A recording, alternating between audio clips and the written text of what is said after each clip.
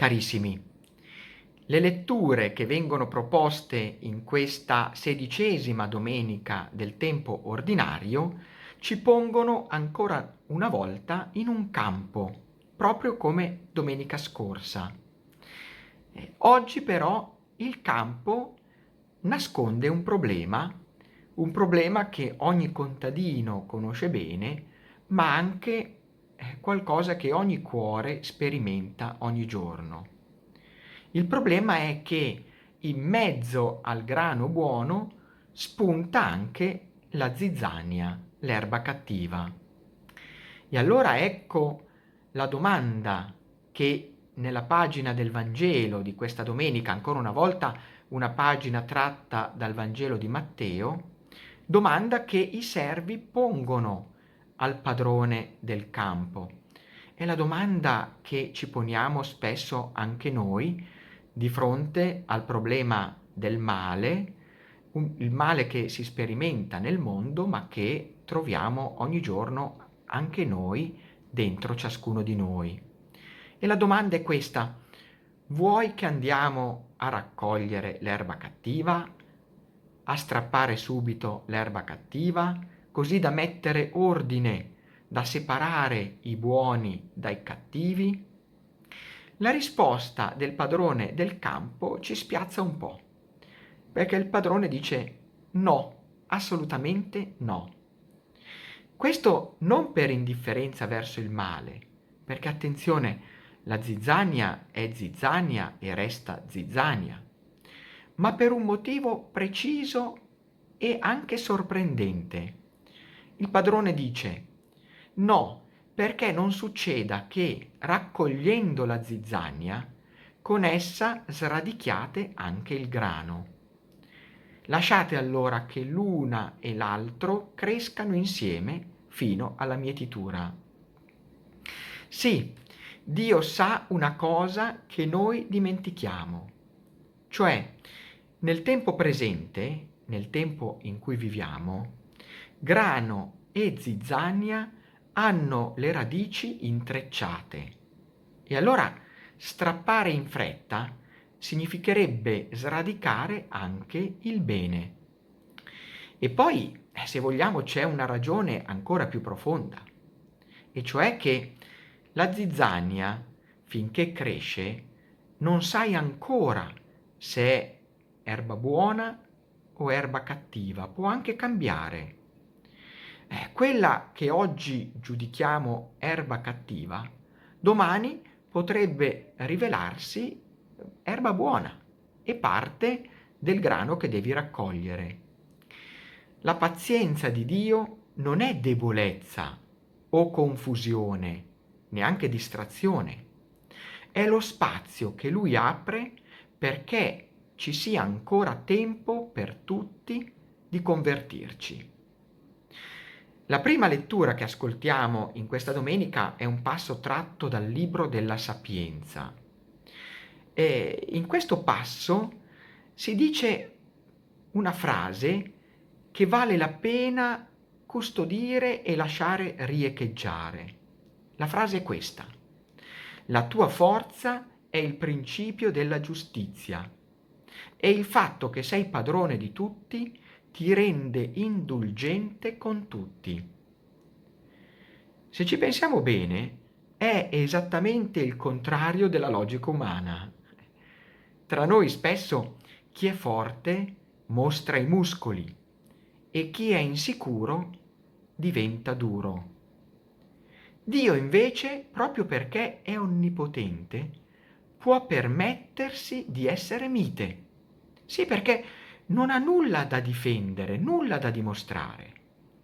E lui è padrone della forza, sì, e allora può giudicare con mitezza e governare con indulgenza. È quello che ci fa capire anche il Salmo 85, col quale siamo invitati a pregare in questa domenica. Un salmo che ci mette sulle labbra queste parole: tu sei buono, Signore, e perdoni. Proprio perché è forte, perché è onnipotente, il Signore è buono e perdona. La parabola che Gesù racconta nel passo del Vangelo di Matteo che viene proclamato, è una scuola per il nostro modo di guardare e giudicare gli altri e, se vogliamo, anche noi stessi. Quante volte anche noi ci comportiamo un po' come i servi frettolosi, quei servi che sono sempre pronti a dividere il mondo in buoni e cattivi, a etichettare una persona dal suo difetto più evidente e a chiudere il conto su qualcuno. È fatto così, non cambierà mai. Ecco, le parole di Gesù e la sua parabola ci invitano a fermarci e a far capire che solo alla fine si potrà capire che cosa è bene e che cosa è male.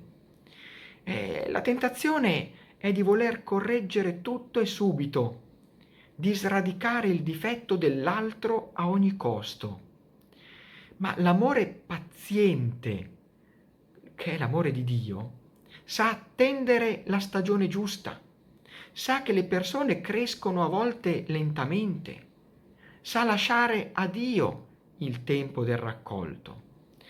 Non a caso Gesù affianca alla zizzania altre due immagini minuscole: il granellino di senape, che è il più piccolo di tutti i semi e che poi diventa albero, un albero grande che fa ombra su ogni cosa. E poi il lievito che una donna nasconde nella farina in modo che tutta poi la pasta possa lievitare. Ecco, il regno di Dio non si impone con la forza, lavora in piccolo, nel nascondimento, con pazienza. Una pazienza che sembra lentezza, ma invece è fiducia. Anche il poco bene che seminiamo può essere un perdono, una parola buona, un gesto di attenzione, di cura. Fa lievitare tutta la pasta, anche se noi subito non ce ne accorgiamo. E se in tutta questa attesa ci sentiamo deboli, incapaci persino di pregare come si dovrebbe, Paolo, nella seconda lettura che viene proclamata in questa domenica, un passo ancora una volta tratto dalla lettera ai Romani, ci consegna la pagina più consolante. Ci dice che lo Spirito viene Lui in aiuto alla nostra debolezza. Sì, perché non sappiamo nemmeno come pregare, ma lo Spirito intercede Lui in un modo inesprimibile. Vedete, questo ci dice che non siamo soli nel campo dell'attesa. Mentre grano e zizzania crescono insieme, mentre la senape germoglia in silenzio lentamente, lo Spirito di Dio è lì che prega dentro di noi, anche quando le parole ci mancano. La nostra pazienza non è mai solitaria, non è qualcosa di nostro, è una pazienza sostenuta da Dio stesso, che geme dentro di noi e per noi. Ecco, portiamola a casa in questa domenica, questa mitezza del padrone del campo, verso gli altri, cioè smettiamo di strappare, di emettere sentenze definitive, di chiudere porte, di chiudere il conto con qualcuno. E portiamola a casa anche verso noi stessi. Non disperiamo della nostra zizzania, perché finché c'è tempo c'è possibilità che si trasformi in grano. E poi anche verso Dio. Impariamo ad affidarci alla sua pazienza, che non è mai resa, ma è sempre speranza. E alla fine, come promette Gesù, i giusti splenderanno come il sole nel regno del Padre loro. È verso quella luce che camminiamo, lasciando crescere insieme il grano e la zizzania, con la fiducia di chi sa che il Signore, che è buono, alla fine perdona e lascia soltanto il bene. Buona domenica a tutti.